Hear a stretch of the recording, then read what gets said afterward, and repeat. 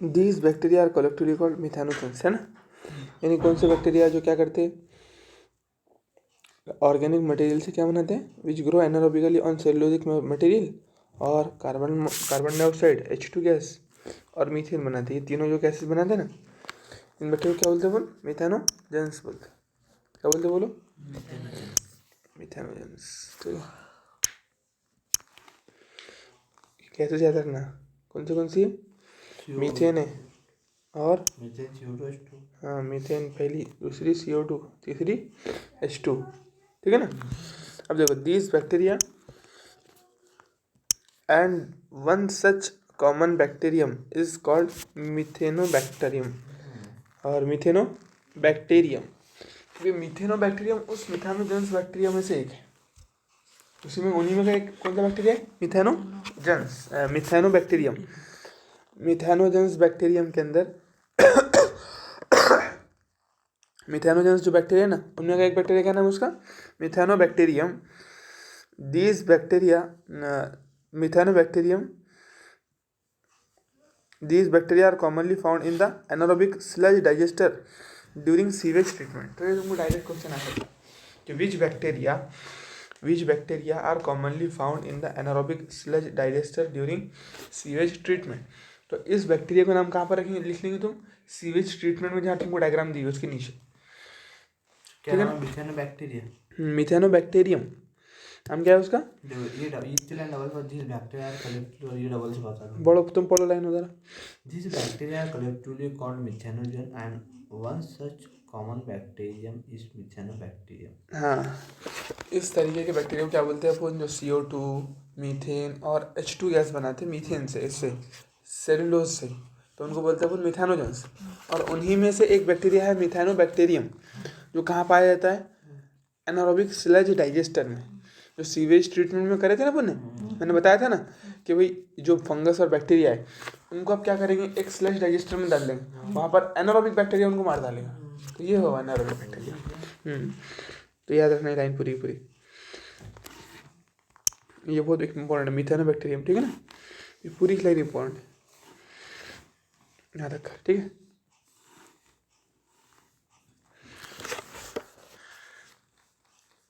चलो, these bacteria are also present in the rumen, a part of the stomach of a cattle। तो rumen के अंदर भी पाया जाता है, यानी उनके इंटेस्टाइन के अंदर भी पाया जाता है वो। किनके, कैटल के, जो रहते हैं ना गाय भैंस अपनी, तो उनके। These bacteria are also present in the rumen, a part of the stomach of cattle। A lot of cellulosic material present in the food of cattle is also present in the rumen। जो cellulosic material रहता है ना, देखो अपन ने क्या बोले थे कि मिथेनोजेंस क्या पे ग्रो करते हैं, सेलुलोज पे। अब प्लांट की सेल वॉल खाते हो, रूमेन यानी कैटल जो हमारा गाय भैंस, वो क्या खाती है, चारा खाती है ना। तो चारे में क्या रहता, सेलुलोज रहती है प्लांट के सेल वॉल के अंदर, इसीलिए वो उनके कैटल इसके स्टमक में भी पाया जाता है। बोलते a lot of cellulosic material present in the food of cattle is also present in the rumen. In rumen these bacteria help in the breakdown of cellulose and play an important role in the nutrition of cattle। इसलिए अब ये bacteria क्या करेंगे, digest करने में help करेंगे। हाँ, digest करने में उनकी हेल्प करेंगे, न्यूट्रिशन में उनकी मदद करेंगे।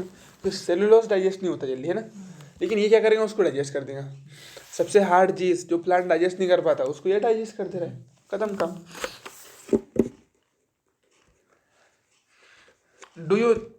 Do you think we human beings are able to digest the cellulose present in our foods? नहीं, हम कर पाएंगे डाइजेस्ट उसको, नहीं। प्लांट वो नहीं कर पा रही कैटल, तब उनका कर पाएंगे ना। Thus the excreta dung of cattle commonly called गोबर is rich in these bacteria। तो इसीलिए जो गोबर रहता है वो क्या में रिच रहता है, इस बैक्टीरिया के अंदर, यानी गोबर के अंदर ये बैक्टीरिया पाया जाता है, simple. Dung can be use for generation of biogas. Dung इसीलिए क्या कर सकते हैं अपन, उस गोबर को क्या कर सकते हैं, गोबर गैस बनाने में, फिर बायोगैस बनाने में उसका इस्तेमाल कर सकते हैं, क्योंकि देखो उसमें क्या है, मिथेनोजन बैक्टीरिया है, और साथ में सेलुलोज भी है ना। अनडाइजेस्टेड थोड़ा बहुत सेलुलोज रहेगा, है ना। अनडाइजेस्टेड फूड के अंदर प्लांट के सेल वगैरह रहेंगे, उसमें और सेलुलोज रहेगा। तो मिथानोजन बैक्टीरिया भी है, सेलुलोज भी है। तो मिथानोजन बैक्टीरिया क्या करेंगे, धीरे धीरे उसमें से डाइजेस्ट करते रहेंगे उसको। उनको तो फर्क नहीं पड़ता ना क्यों, चाहे वो पेट के अंदर है या फिर बाहर है, वो तो बस देखेंगे सेलुलोज हो ना उनको, है ना। तो जहाँ पर भी उनको डंग मिल जाएगा उसमें सेलुलोज मिल जाएगा, वो उसका डाइजेशन चालू कर देंगे। कॉमनली कॉल्ड गोबर गैस। तो उससे फिर क्या बनाएंगे, वो गैस बनाएंगे। कौन सी गैस निकलती है उससे, मीथेन, CO2 और H2। तो उसमें ये पूरी मिला क्या कहलाती है, गोबर गैस कहलाती है। अरे बस समझ, तीनों मिला के गोबर गैस बोलते हैं। हाँ देखो मीथेन उसमें गोबर गैस में सिर्फ एक नहीं रहेंगे ना मीथेन, यहाँ पर बोले ना अपने मिथेनोजेंस क्या क्या प्रोड्यूस करते हैं, methane along with CO2 and H2।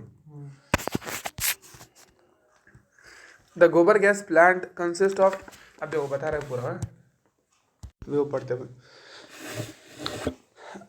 अ गोबर गैस प्लांट कंसिस्ट ऑफ, क्या क्या रहता है देखो गोबर गैस प्लांट के अंदर क्या क्या रहता है बोले उसने, consist of a concrete tank. एक भाई कॉन्क्रीट का टैंक रहेंगे, ऐसा टाका बनाना पड़ेगा अपने को, है ना। टाका बनाते हैं ना, बहुत सारे घरों में पानी का टाका रहता है, उस तरीके का टाका बनाना पड़ेगा, है ना। 10 से 15 फीट डीप, इन विच 10 से 15 फीट डीप होने को ना, है ना। चाहे वो ऊपर बनाओ, नीचे बनाओ, जमीन खोद के बनाओ, कुछ भी करो तुम, ठीक है। तो कितना होने को ना, 10 से 15 फीट डीप होने को ना। In which bio waste are collected and slurry of dung is fed. उसमें क्या करना है तुम्हारे को, बायो वेस्ट जो गोबर वोबर है उसमें डालते रहना है, और उसकी पूरी सी चटनी ऐसा इन्हें पूरा पानी डाल के उसमें पूरे उसकी वो बना देना है, समझ में आ रहा है। मिक्स कर देना है उसको अच्छे से, पानी वगैरह डाल के। देखो पानी क्यों डाल दिया अपने उसके अंदर, ताकि पानी की वजह से पानी मीडियम प्रोवाइड करेगा रिएक्शन करने के लिए। जिस तरीके से स्टमक में एसिड है, बहुत सारे जूसेस है, पानी है, तो उस तरीके से यहाँ पर भी रिएक्शन प्रोवाइड करने के लिए क्या होना, पानी होना। पानी एज अ क्या एक्ट करेंगे बोलो, मीडियम। तो पानी भी डाल दिया अपने उसके अंदर, तो एक स्लरी बना दी, है ना। नहीं गोबर डालेंगे तो रिएक्शन नहीं होने वाली है ना, सूखा। वो ऐसा नहीं, अपने को पानी भी डालना पड़ेगा, साथ में ये भी डालना पड़ेगा, डंग भी डालना पड़ेगा। अ फ्लोटिंग कवर इज,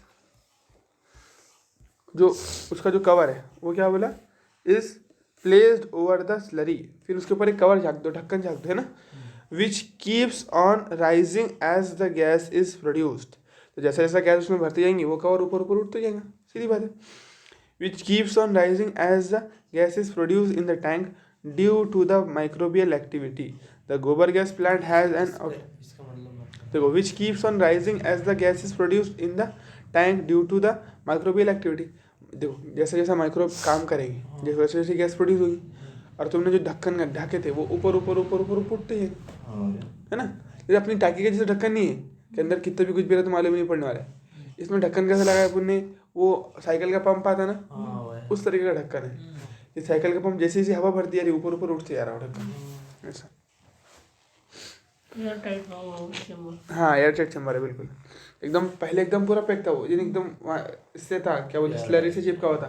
बाद में जैसे जैसे उसके अंदर क्या होते गया, जैसा जैसा उसमें हवा, जैसे जैसे उसमें एयर, जैसे जैसे उसमें गैस प्रोड्यूस होती गई, वैसा वैसा वो जो चैम्बर था ना अपना ऊपर का, पिस्टन बोलते हैं उसको, पिस्टन। तो पिस्टन ऊपर उठते गया धीरे धीरे धीरे धीरे धीरे, देखो यहाँ पर लगा है ना। तो ये फॉर एग्जाम्पल ये ऊपर उठते जा रहा है इस तरीके से, है ना। गैस होल्डर जो है ऊपर उठते जा रहे हैं। चलो आई बात समझ। हाँ, the biogas plant has an outlet. अब बायोगैस प्लांट को एक आउटलेट भी रहता है, बोलते ऐसा नहीं कि बस डालते रहो, है ना। बाहर भी तो निकालना पड़ेगा ना यार, जो यूज़ हो गया, जो वेस्ट बन गया वो तो बाहर निकाल लेना पड़ेगा, जिसका डाइजेशन हो गया। तो द बायो, क्या बोले उसने, the biogas plant has outlet, है ना। The biogas plant has an outlet which is connected to a pipe to supply biogas to nearby houses। ठीक है चलो, अब वो जो आउटलेट है वो क्या है, फॉर एग्जाम्पल आउटलेट तो बाहर आने के लिए, तो तुमने बंद करके रख दी, छोड़ दिया उसको, तो फिर तो क्या धीरे धीरे वहीं होंगी, गैस बनेगी, पड़ जाएगा वो, या फिर वो कोई काम क्यों नहीं आएगी। उसमें तुम एक आउटलेट, एक पाइप डालते छोटा सा, जिसमें अगर वो जो गैस प्रोड्यूस हो रही है उसको तुम निकाल सके, उसको इस्तेमाल कर सके, है ना। The biogas plant has an outlet, समझ में आई नो, आउटलेट यानी एक पाइप डालते हैं अपन उसके अंदर, which is connected to a pipe to supply biogas to nearby houses. नज़दीक के हाउसेस को उसको दे सके, है ना, इसलिए पाइप दिख रहा ऊपर। हाँ बस वही pipe. The spent slurry is removed. अब जो काम खत्म हो गया जिसका, जो यूज़ हो गई, उसको क्या करेंगे, रिमूव कर देंगे, निकाल देंगे। ऐसी स्लरी, ऐसा डंग जो यूज़ हो गया पूरा, माइक्रोब ने उसके ऊपर एक्टिविटी कर ली, अब उसमें कुछ नहीं बचा, है ना, वेस्ट बन गया, तो उसको अपन बाहर निकालेंगे। is removed through another outlet and may be used as fertilizer. तो माइक्रोब ने जिसको खा लिए, समझो जिसको डाइजेशन कर दिए, तो उसको अपन क्या करेंगे, बाहर निकालेंगे, उसको क्या करेंगे, बाहर निकालेंगे, और वो अब एक्ट करेंगे फर्टिलाइजर की जैसे। क्यों? क्योंकि उसमें से अभी सेलुलोज ही डाइजेस्ट हुआ ना, बाकी सारे न्यूट्रिएंट तो अभी भी उसके अंदर मौजूद है ना, इसलिए। Fertilizer cattle dung is available in large quantities in rural areas. अब बोलो, कैटल का जो डंग है, गाय का भैंस का जो डंग है, अभी तुमको शहर देहात में ज़्यादा मिलेंगे, शहरों में ज़्यादा मिलेंगे? देहात में ज़्यादा मिलेगा ना, अर्बन में नहीं मिलेगा। हाँ अर्बन में नहीं मिलेगा, रूरल एरियाज में मिलेगा। Rural areas where cattle are use for a variety of purpose, जहाँ पर अलग अलग कामों के लिए कैटल को यूज़ करते हैं, खेती बाड़ी के लिए, उसके बाद में दूध के लिए, है ना, अलग अलग कामों के लिए यूज़ करते हैं, और variety of purposes. So biogas plant are more often built in rural areas, तो इसलिए जनरली वो कहाँ बनाए जाते हैं, रूरल एरियाज में, क्योंकि उसका पूरा की पूरा प्रोडक्शन किस पर है, बायोगैस का, इस पर है ना, गोबर पर है ना, तो इसलिए वो रूरल एरियाज में जनरली बनाए जाते हैं बोलते। द बायोगैस दस produce is use for the cooking and lightning, तो रोशनी करने के लिए और कुकिंग के लिए, यानी जलाने के लिए, अंगार जलाने के वास्ते, और कुकिंग पकाने के लिए बायोगैस का प्रोड्यूस करते हैं। एलपीजी हो जाएगा ना फिर बायोगैस। एलपी लाइटिंग बोले तो नहीं नहीं नहीं, लाइटनिंग बोले तो अपने इलेक्ट्रिसिटी प्रोड्यूस करने का नहीं दिया उसने यहाँ पर, वो अपना एक फॉर एग्जाम्पल रोशनी करने के लिए बोल सकते हैं अपन, तो अंगार जलाएंगे तो रोशनी होगी उससे। या तो मिथेनोजन से वो एलएनजी बनेगा तो। हाँ वो बहुत बड़ी प्रोसेस है, अपने को सिंपल यहाँ पर मान के चलना है कि खाने पकाने के वास्ते यूज़ करते ना वो, उसका पाइप डाल के एक, तो बस वो यूज़ करेंगे, और लाइटनिंग थोड़ा जलाने के लिए अंगार। The picture of a biogas plant is shown in figure 10.8, है बस में। चलो, द टेक्नोलॉजी ऑफ बायोगैस, अभी जो टेक्नोलॉजी बोलते हैं जिसकी बायोगैस की, biogas production was developed in India mainly due to the effort of Indian agricultural research institute IARI। तो ये जो टेक्निक बनाई गई बहुत खतरनाक, बायोगैस प्रोडक्शन की टेक्नोलॉजी, ये किसने बनाया बोलते हैं, Indian agricultural research institute IARI ने बनाया, उनके एफर्ट से बनी टेक्निक है ना। And khadi and village industries commission, और ये खादी एंड विलेज, ये दो लोगों ने मिलकर क्या करे, दो पूरी कम्युनिटी ने मिलकर क्या करी, ये टेक्नोलॉजी बनी, khadi and village industries commission. ये बात समझ। If your school is situated in a village और नियर अ विलेज, अगर तुम्हारी स्कूल विलेज के अंदर या फिर विलेज के नज़दीक है, it would be very interesting to inquire if there are any biogas plant nearby. तो तुम जाओ देखो उसको, है ना, बायोगैस प्लांट को, visit the biogas plant and learn more about it from the people who are actually managing it. उसके बारे में जाओ देखो और जानकारी हासिल करो, जो काम कर रहे हैं उनके लिए, इसमें कुछ काम की नहीं है ना। चलो यहाँ तक समझ में आया।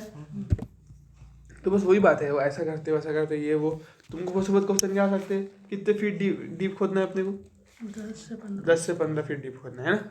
और एक क्या लगा देंगे अपन, एक आउटलेट, 2 आउटलेट रहते हैं उसके अंदर, एक निकालने के लिए गैस को, और एक जो वेस्ट हो गया उसको बाहर फेंकने के लिए, है ना। और एक इनलेट रहता है, इनलेट वाला जिसमें क्या करेंगे अपन, पानी डालेंगे, तो यहाँ पर देखो डंग डाल रहे हो और पानी डाल रहे हो, है ना, वाटर एंड डंग, स्लज। और क्या, उसका जूस कैसा बना दें। स्लज, ये स्लज बोले तो कीचड़ है, बाद में जो इधर निकल रहा है वो बचा हुआ जो वेस्ट हो गया उसको बोले स्लज। सलरी बोले तो, स्लरी बोले तो चटनी को बोले, हाँ डायरेक्ट मीनिंग उसका चटनी होता है, हमारे चटनी तो नहीं चटनी, बनाएंगे, हाँ। पानी वो उसको गोबर को मिक्स कर देंगे तो एक मीडियम हाँ बिल्कुल, तो उसको बोलेंगे यहाँ पर स्लरी।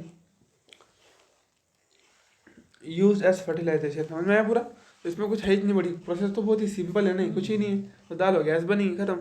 हाँ लेकिन पिछले जो दिया हुआ पिछले पैराग्राफ में जो गैसेस के नाम दिया ना, एक मिथानोबैक्टीरियम के बारे में, और ये 3 गैसेस जो प्रोड्यूस करते हो मिथानोजनस बैक्टीरिया, H2CO2 और मीथेन गैस, और ये जो बैक्टीरिया है जो एनारोबिक स्लज डाइजेस्टर में रहता है, वहाँ पर लिख लो उसका नाम, एनारोबिक स्लज डाइजेस्टर के अंदर प्रेजेंट रहता है कौन, मिथानोबैक्टीरियम, लिख लो।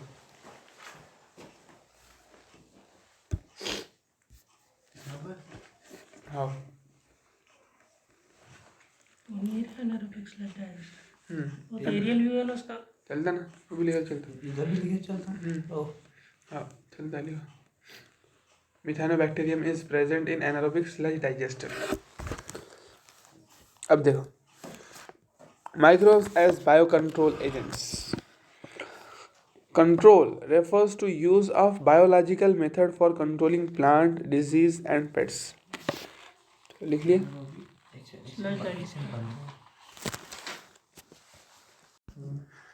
चल देखो. Microbes as bio control agent, यानी अब क्या है बायो कंट्रोल एजेंट बोले तो क्या है, माइक्रोब्स को हम क्या कर रहे हैं, फर्टिलाइजर वगैरह के लिए यूज़ करते हैं ना अपन. तो देखो bio control refers to the use of biological method for controlling plant diseases and pets. यानी हम क्या कर रहे हैं, माइक्रोब को एक हथियार के तौर पर इस्तेमाल कर रहे हैं. किस तरीके का हथियार, जो प्लांट को डिजीज होती है ना, प्लांट को बचाने के लिए, और जो पेस्ट वगैरह रहते हैं, पेस्ट बोले तो हाँ कीड़े, जो ऐसे ऐसे ऐसे कीड़े जो क्या करते हैं, प्लांट की फसल को तबाह कर देते. सिंपल जो है ना, अपना जो क्रॉप फील्ड रहती है ना उसको तबाह करते हैं, यानी जो भी फसल रहती है उसको खा लेते हैं, उनको अपन क्या बोलते हैं, पेस्ट. तो पेस्ट से बचने के लिए अपन फर्टिलाइजर का यूज़ करते हैं, और प्लांटों को डिसीज से बचने के लिए हाँ दोनों का यूज़ करते हैं अपन. तो यहाँ पर अपन फर्टिलाइजर के बदले क्या करें, माइक्रोब्स का यूज़ कर रहे हैं. क्योंकि देखो फर्टिलाइजर से क्या होता है, केमिकल फर्टिलाइजर यूज़ करे तो उससे टॉक्सिक होता है ना, वो खतरनाक टॉक्सिक होता है ना, उसके बहुत ज़्यादा खतरनाक इफेक्ट रहते हैं.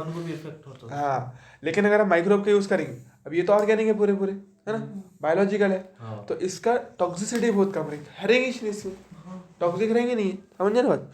तो चलो कंट्रोल. तो बायो कंट्रोल समझ में आया कि बायोलॉजिकल मेथड से हम कंट्रोल करें किस चीज़ को, प्लांट की डिजीज को और पेस्ट को. नॉट फिजिकल, फिजिकल भी नहीं कर रहे और केमिकल भी नहीं कर रहे, सिंपल बायोलॉजिकल. बोले तो फर्टिलाइजर और फिजिकल बोले तो क्या हाथ से मारने की, हाँ बिल्कुल, मतलब बायोलॉजिकल इससे होगा. In modern society, these problems have been tackled increasingly by the use of chemicals. अभी अब क्या करते हैं, अभी क्या करते हैं किसान लोग, केमिकल मार दिए थे, काम खत्म, टेंशन ही नहीं बोलते. By the use of insecticides and pesticides.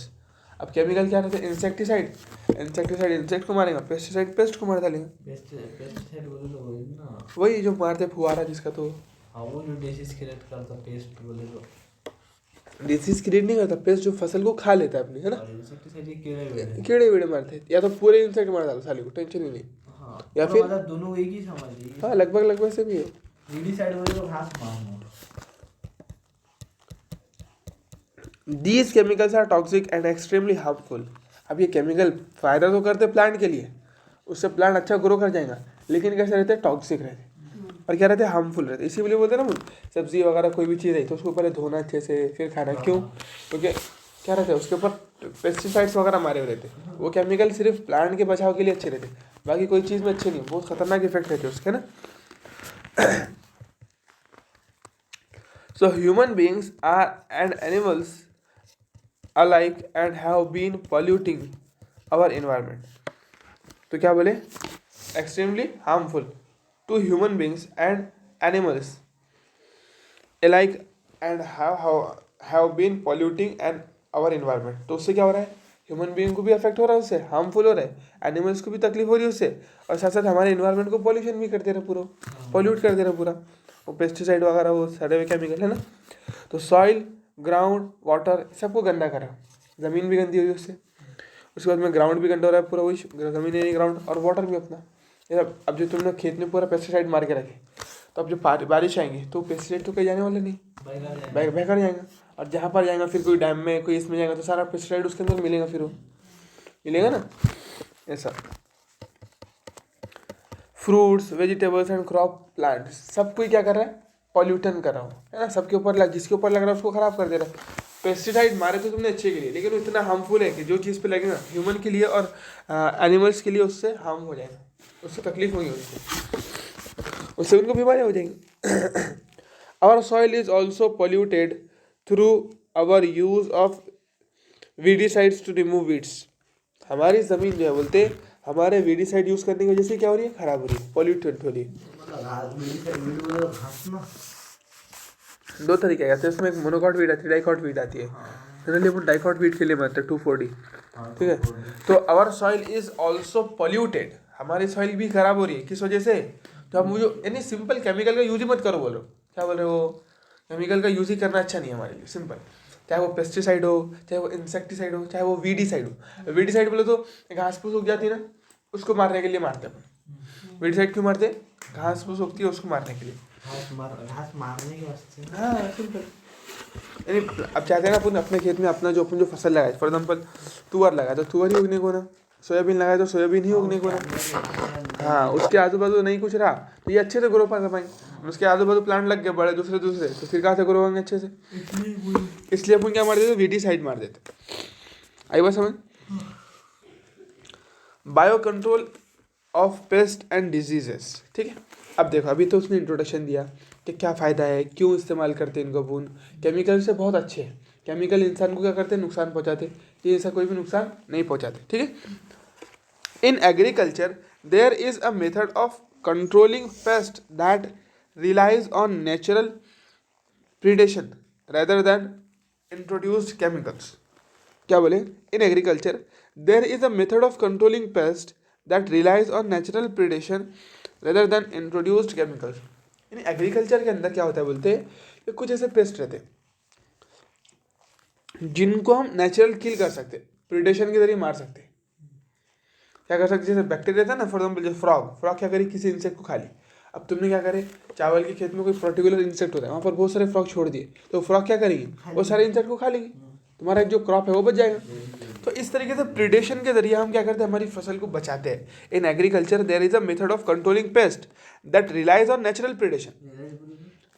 मुनहसिर होता है वो, नहीं उसके ऊपर वो डिपेंड होता है। हाँ बिल्कुल, that depends on natural predation, जो पूरी तरीके से जिस तरीके से नेचुरल फिनोमेना काम करता है। जैसे शेर बकरी को खा लेते हैं, अब बकरी बहुत हो गई तो तुम शेर छोड़ दो, एकदम काम खत्म। जैसे अपने घर में चूहे बहुत हो गए तो अपन ने बिल्ली पाल ली, काम खत्म। चूहे मारने का केमिकल इस्तेमाल करने की जरूरत ही नहीं। समझ में आ रही बात। जैसे क्या बोल रहे अपन कि घर में अपने चूहे बहुत हो गए, क्या हो गए बोलो, चूहे बहुत हो गए, तो उसको मारने के लिए दो तरीके अपने पास। एक तो केमिकल मेथड है, कुछ केमिकल लाओ डालो उसे मारो। तो उससे क्या हो सकता, तुमने चूहे को मारने के लिए केमिकल डाले, लेकिन कोई पाउडर डाल दिए, फिर कोई क्रीम डाले, लेकिन वो तुम्हारे कांटेक्ट में आ गया, किसी बच्चे ने हाथ लगा लिया उसको, उसने खा लिया, तो छोटे बच्चे ने खा लिया पकड़ के, तुमने क्या करे, आटे में मिलाकर वो केमिकल डाल दिए और उसको बच्चे ने खा लिया हो, है ना, चूहे के बदले, तो फिर क्या होगा उससे, बच्चा बीमार पड़ जाएगा, है ना, मर भी सकता है। तो ये क्या बोले, हाँ उसने खा लिया था इंतकाल होगा। हाँ देख बोला, तो ये ऐसा रहता है क्योंकि वो तो पोहा पोंगा रखे थे। अरे तो ये बात है। अब यहीं पर मिल गई अपनी लाइव एग्जांपल है ना, कि वो वीडियो यानी केमिकल्स हार्मफुल रहते, चाहे तुम एनिमल्स के लिए डालो, किसी दूसरे के लिए डालो, लेकिन वो तुम्हारे को उसका नुकसान हो सकता है। तो इसलिए अपन ने क्या ऐसा मेथड लाओ साले को टेंशन ही नहीं। तो वो मेथड क्या लाया अपन ने, एक बिल्ली पकड़ के ला लिया। अब बिल्ली क्या है, नेचुरल प्रीडेटर है, नेचुरल कुदरती तौर पे शिकारी है ना, बिल्ली चूहे को खाती है ना, सिंपल बात है, सबको मालूम है, यूनिवर्सल ट्रूथ है। तो अपने को मालूम था यार, अपने को चूहे मारना तो चूहे को था, लेकिन बिल्ली पाल लो, खुद ब खुद चूहा मर जाएगा अपना, पूरे मर जाएंगे। तो बिल्ली क्या करेगी, पकड़ पकड़ के सबको खा लेगी, चूहे भी मर गए, काम भी हो गया अपना, और कोई केमिकल से अपने को डिजीज भी नहीं हुई। तो यही हम करने वाले, यानी ये जो इंसेक्ट पेस्ट की जो बिल्ली है वो छोड़ देने वाले, सिंपल। और जैसे बिल्ली तो नहीं रहती, बिल्ली खाती है कीड़े मकोड़ों को, नहीं तो अपन खेत में बिल्ली छोड़ देते 2-3, है ना, तो ऐसा तो नहीं होता। तो फिर क्या रहता, तो इनके लिए जो बिल्ली का काम करेगा वो ऑर्गेनिज्म हम इस्तेमाल करें, जो कीड़े मकोड़ों के वास्ते क्या, कीड़े मकोड़ों के लिए बिल्ली जैसा काम करें। पकड़ पकड़ के तो नहीं खाएंगे उनको, लेकिन मार डालेंगे जरूर हो। बिल्ली क्या करती है, पकड़ के खा लेती है। तो ये जो बैक्टीरिया है ये पकड़ के तो खाएंगे नहीं, क्योंकि बैक्टीरिया छोटा रहता है, इंसेक्ट बड़ा रहता है ना, समझ पा रहे ना बात। तो लेकिन ये बैक्टीरिया अगर वो इंसेक्ट खाएगा, या फिर ये बैक्टीरिया कुछ ऐसी चीज रिलीज करेंगे जिसकी वजह से इंसेक्ट मर जाएगा खुद ब खुद। हाँ, तो इसी को बोलते हैं कि नेचुरल प्रीडेशन। नेचुरल जिस तरीके से कुदरती जो नियम चलता है ना शिकार करने का, उसके जरिए हम अपने प्लांट को बचा लेंगे। ये बैक्टीरिया डालेंगे, इंसेक्ट वो बैक्टीरिया खा लेगा, मर जाएगा, प्लांट बच जाएगा हमारा। समझे बात। चलो अब देखो, in agriculture there is a method of controlling pest that rely, तो काय पे डिपेंड कर रहा है, नेचुरल प्रीडेशन पे। समझ में आया किस तरीके से नेचुरल प्रीडेशन पे डिपेंड कर रहे हो, रेदर दैट की बजाय इंट्रोड्यूस केमिकल। तो हमने केमिकल का इस्तेमाल करने के बजाय नेचुरल प्रीडेशन का इस्तेमाल किए। अ की brief belief of the organic farmer is that biodiversity furthers health। यानी जो फार्मर रहते हैं ना, ऑर्गेनिक फार्मर, उनका एक वो रहता है, बोलते मानना रहता, उनका एक बिलीफ रहता। क्या रहता है उनका, उनकी एक सोच रहती, क्या बोलते वो, कि बायोडाइवर्सिटी फर्दर्स हेल्थ। यानी क्या करते, जितनी ज़्यादा बायोडाइवर्सिटी रहेगी, जितनी सारी चीज़ें रहेगी, उतनी अच्छी क्या होंगी, हेल्थ हो जाएंगी, ऐसा बोलते हो, समझे ना। नहीं उतना अच्छा हमारा प्लांट ग्रो करेगा, जितनी ज़्यादा बायोडाइवर्सिटी के अंदर रहेगा वो, जितने सारे एनिमल्स वहाँ पर खेत में हमारे रहेंगे, उतना अच्छा हमारा प्लांट ग्रो करेगा, ऐसा मानना है उनका। अ की belief of organic farmer is that biodiversity furthers health, health को बढ़ाती है, हेल्थ को यानी क्या रखती है, वो हेल्दी रखती है, प्लांट को हेल्दी रखती है, सिंपल ऐसा बोल सकते हो। मतलब इससे ये बहुत बैक्टीरिया बैक्टीरिया ये रहेंगे तो। हाँ जैसे देखो तुमने केमिकल मार दिए, तुमने केमिकल मार दिया तो खेत में जितने भी इंसेक्ट सब मर गए, सब मर गए, बैक्टीरिया सब मर गए, सब मर गए। बैक्टीरिया नहीं मरे उससे, बैक्टीरिया इंसेक्टिसाइड बोले ना अपन ने, तो इंसेक्ट मरेंगे ना उससे, तो जितने इंसेक्ट है सब मर गए, अब कोई इंसेक्ट बाकी नहीं है। अब कुछ कुछ इंसेक्ट ऐसे रहते जो अच्छे भी रहते, जैसे हनी भी है, वो तो प्लांट के लिए अच्छी है ना यार, वो तो जूस बनाएंगे ये करेंगे, तुम्हारे लिए शहद बनाती थी, है ना, तो वो हेल्दी थी, तुमने उसको भी मार डाले। तो ऐसा नहीं है ना कि सबको ही मार डालो उठा पड़ा के बस काम खत्म करो करके, ऐसा है क्या, बोलो नहीं है। तो इसलिए उनका मानना है कि ऐसा नहीं है कि सबको मारने से काम अच्छा नहीं होने वाला है, तुमने सबको मार डाले टेंशन नहीं, अपना क्रॉप ग्रो करेगा अच्छे से, ऐसा नहीं होने वाला है। कुछ कुछ इंसेक्ट प्लांट के भलाई का काम भी करते हैं, तो वो इंसेक्ट होना ज़रूरी था, लेकिन तुमने उसको भी मार डाले।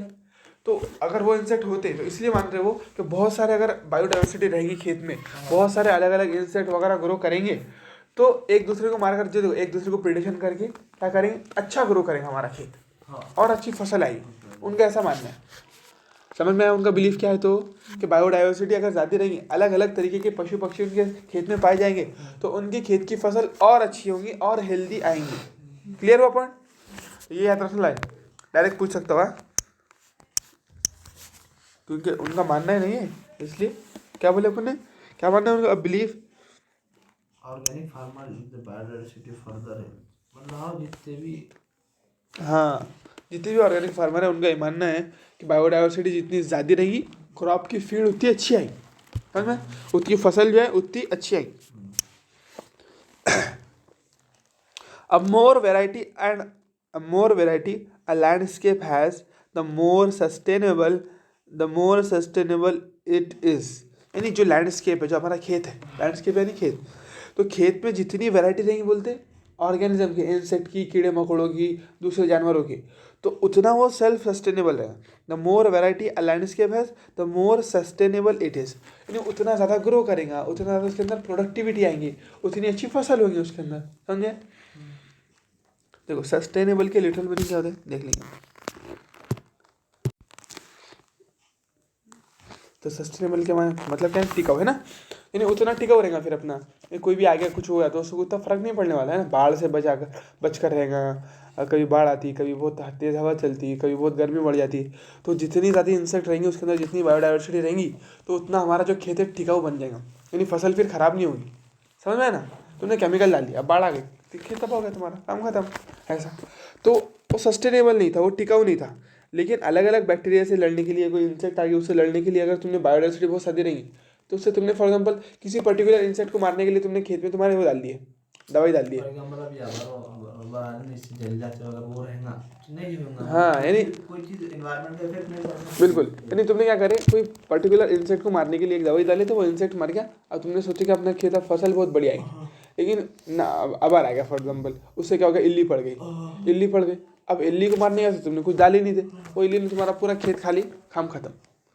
लेकिन उसके बजाय अगर तुम केमिकल डालने के बजाय अगर ऑर्गेनिक फार्मिंग करते, तो क्या होता, तुम्हारे खेत में बहुत सारे वेराइटी ऑफ इंसेक्ट मौजूद रहते हैं, तो तुमने किसी को मारा ही नहीं, है ना, या फिर जिसको प्रॉपर जो तुम्हारे फसल को हार्म कर रहा था सिर्फ उसी को मारे, बाकी सबको नहीं मारे, तो दूसरे ऑर्गेनिज्म प्रेजेंट है, वो दूसरे ऑर्गेनिज्म क्या करेंगे, जो इल्ली आई उसको मार डालेंगे, उसको खा लेंगे, तुम्हारा खेत बच गया। प्लांट टिकाऊ रहेगा, प्लांट टिको नहीं, तुम्हारी फसल फिर बच जाएंगी ना, तुम्हारी फसल बच जाएंगी, तो क्योंकि वो इल्ली को खाने के लिए और बहुत सारे इंसेक्ट मौजूद थे वहाँ पर।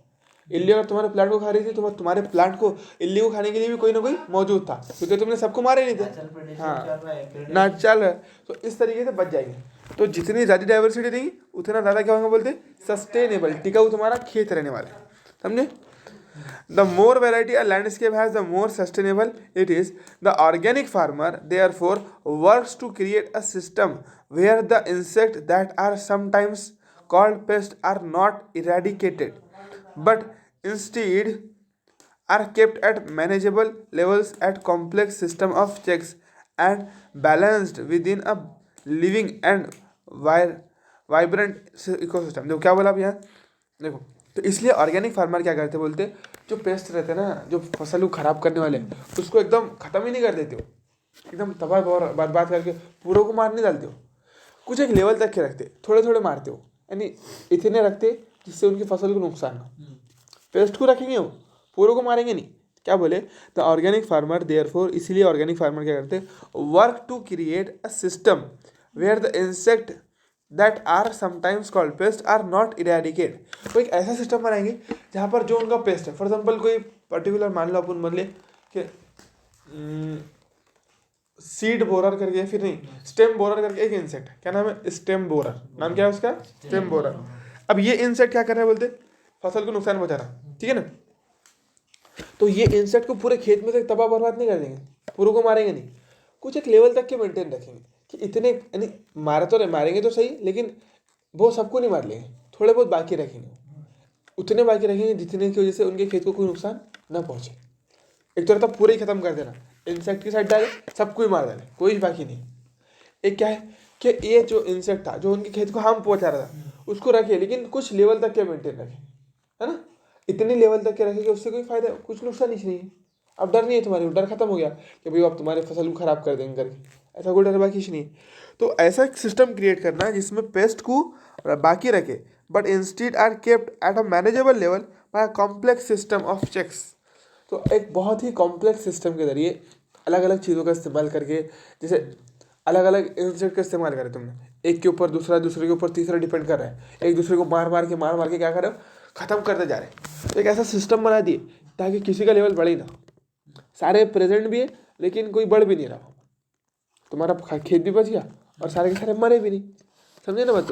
तो ऐसा वो करते है ना, ऐसा इकोसिस्टम बनाते हो जहाँ पर सारे इंसेक्ट जिंदा भी रहते और सारे के सारे मरते भी नहीं, सारे के सारे मरते भी नहीं, और सारे के सारे जो अपने वो है क्रॉप, उसको नुकसान भी नहीं पहुंचाते। मतलब पूरी तरह से उनको मार के नहीं डालेंगे, तो उनकी जगह पर अपन क्या एक मैनेजेबल लेवल बनाएंगे, मतलब वही प्रेडिक्शन लेवल, हाँ, कॉम्प्लेक्स सिस्टम बनाएंगे। हाँ, एक कॉम्प्लेक्स सिस्टम बना देंगे अपन, कि भाई ऐसा सिस्टम बना दिए कि एक में को खाने वाले बना दियो, तो वो एक दूसरे को खाते रहेंगे तो पूरे मरेंगे भी नहीं, और तुम्हारा एकदम क्रॉप भी खत्म नहीं हो जाएगी, बढ़ेंगे भी नहीं। मतलब क्यों नहीं, क्योंकि कुछ इंसेक्ट अपने लिए यूजफुल भी है ना। हाँ, तो वो एक दूसरे को मारते रहेंगे। फर्टिलाइजेशन के लिए, इसके लिए भी यूजफुल है ना। हाँ बिल्कुल, फर्टिलाइजेशन के लिए यूजफुल है, सही है। इसलिए भी नहीं पूरे मारने चाहिए। हाँ, पूरे मारेंगे नहीं हो जाए, वो ऐसा करते हैं, ठीक है। But instead are kept at manageable levels by a complex system of checks and balances within a living and vibrant ecosystem.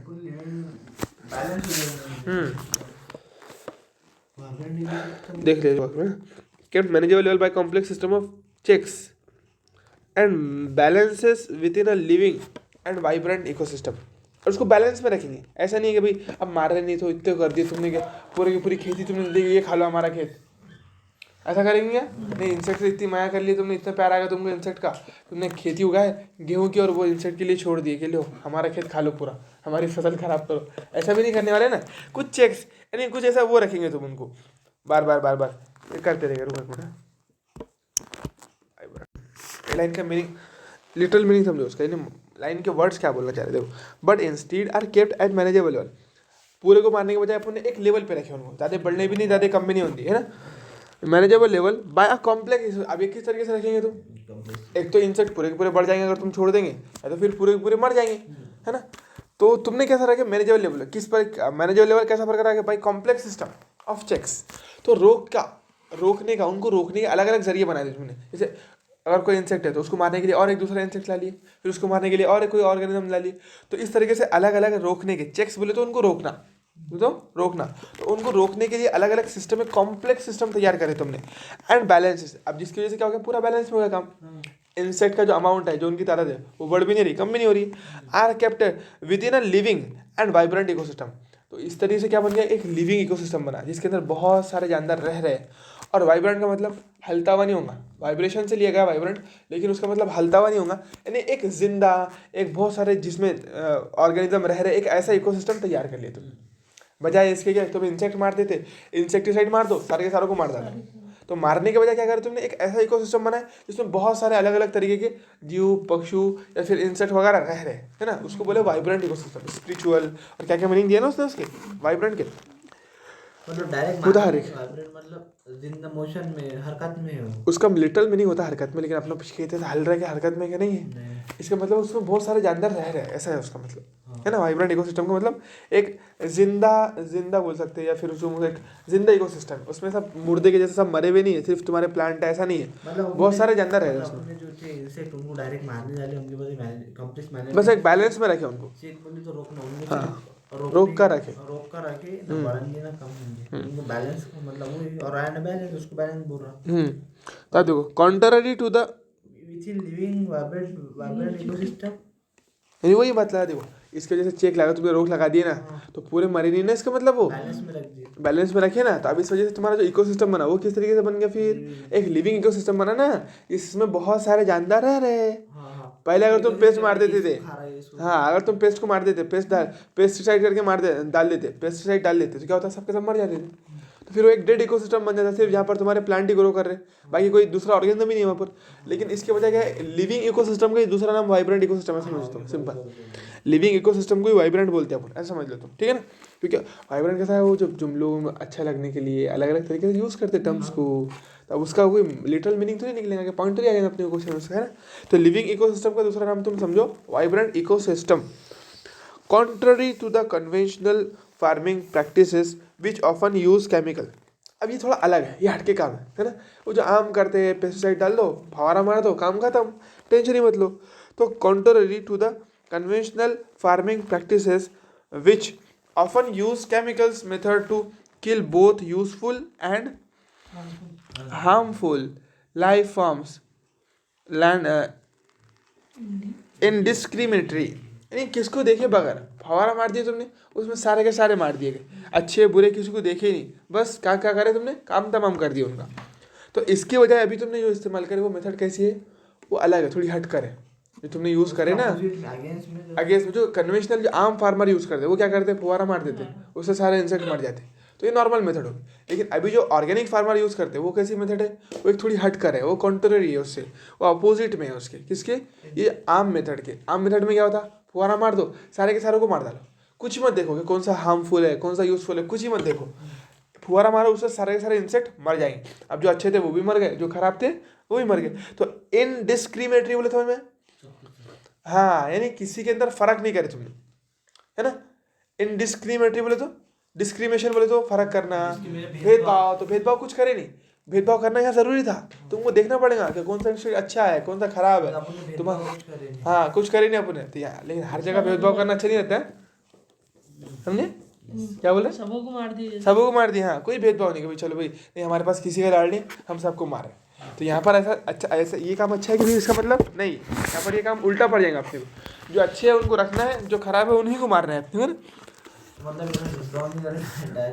हाँ, डायरेक्ट टपका दिए, भेदभाव कुछ नहीं करे। This is a holistic approach that